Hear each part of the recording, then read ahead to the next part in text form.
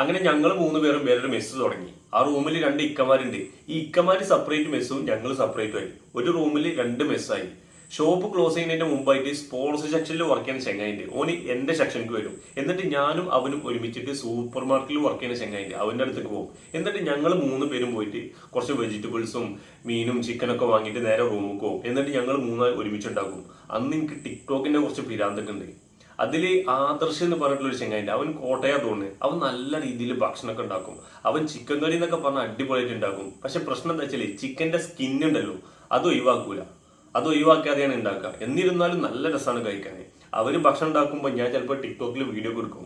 ഏതാ പാട്ടെന്ന് അറിയോ? നാട് വിട്ട് മറുനാട്ടിൽ ഞാനും ഇന്നൊരു പ്രവാസി. ഈ പാട്ടൊക്കെ പാടിയിട്ടാണ് അന്ന് ടിക്ടോക്കിന്റെ വീഡിയോ ഒക്കെ ചെയ്യല്. ഇതിന്റെ പ്രശ്നം ഇവിടെ വെച്ചാല് ഞങ്ങൾ ഭക്ഷണം ഉണ്ടാക്കുമ്പോഴേക്കാരും ചിലപ്പോൾ അവര് ഭക്ഷണം ഉണ്ടാക്കാൻ വരിക. ചിലപ്പോൾ അവര് ഭക്ഷണം ഉണ്ടാക്കുമ്പോഴേക്കാരും ഞങ്ങൾ ഭക്ഷണം ഉണ്ടാക്കാൻ വരിക. ഞങ്ങൾക്ക് അന്ന് സെപ്പറേറ്റ് പാത്രങ്ങളൊന്നും വാങ്ങിയിട്ടില്ല. സാലറി കിട്ടി തുടങ്ങിയിട്ട് വേണം പാത്രങ്ങളൊക്കെ വാങ്ങണമെന്ന് വിചാരിക്കും.